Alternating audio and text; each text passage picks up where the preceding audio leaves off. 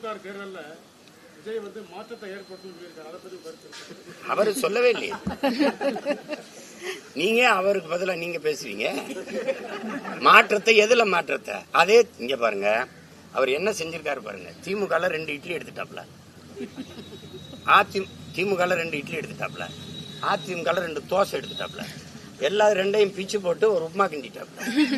இங்க அண்ணா வச்சுக்கிட்டாப்ல, எம்ஜிஆர் வச்சுக்கிட்டாப்ல. இதுல என்ன மாற்றம் வருது? இது ஒரு சனியே, இது ஒரு சனியே, 2 சனியும் சேர்த்து ஒரு சட்டையை தச்சுட்டாப்ல. சனிக்கிழமை கிளம்பிட்டாப்ல. ஏன்னா நீங்க என்ன இதுல மாற்றம்ங்கிற சொல்லையே அவர் சொல்லலையே.